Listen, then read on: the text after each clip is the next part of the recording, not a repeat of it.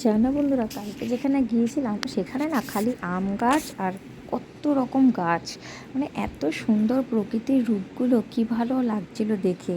মনে হচ্ছিল আমি যদি এরকম জায়গায় আমার বাড়িটা হতো কত ভালো হতো। আর সব থেকে প্লাস পয়েন্ট, এত আম হয়েছে গাছে, আর সবার না বাড়ির সামনে কতটা করে জায়গা রয়েছে।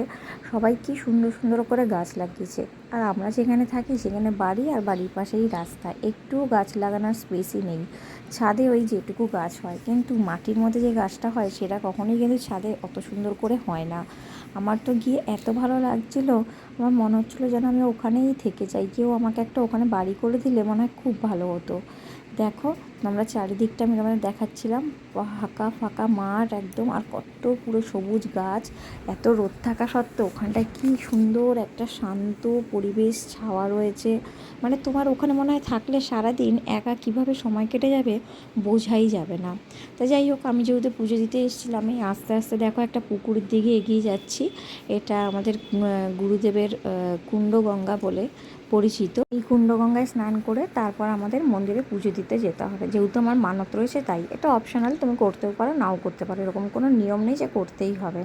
আমার এত ভালো লাগছিলো এই জায়গাটা, যেই সবুজে সবুজ, চারিদিকেই খালি সবুজ আর সবুজ। এত সবুজ থাকলে চোখটাও ভালো থাকে, শুনেছি বলে না যে যাদের সুগার আছে ঘাসের ওপর হাঁটতে তাহলে চোখ ভালো থাকে। জানি না কতটা সত্যি মিথ্যে, কিন্তু মানে মন ভরার মতন একটা জায়গা। যাই হোক, দেখো আমার স্নান হয়ে গেছে। স্নান করার পর আমি ভাবলাম আর একটু ভিডিও করে নিই, কারণ এখান থেকে চলে যাবো এরপর পুজো দিয়ে। আর হয়তো এই জায়গাটায় আসা হবে না। এটা একদম আশ্রমের পাশে নয়, একটুখানি হেঁটে যেতে হয়। দেখো বন্ধুরা, আমার মাথার উপর যে আম গাছগুলো দেখেছো, আম গাছগুলোতে আম ভর্তি। মনে হচ্ছিলো যেন এক ব্যাগ আম পেড়ে নিয়ে চলে আসি। একদম খুব একটা উঁচুতেও নয়, হাত বাড়ালেই কিন্তু আমগুলো পেড়ে নেওয়া যাবে।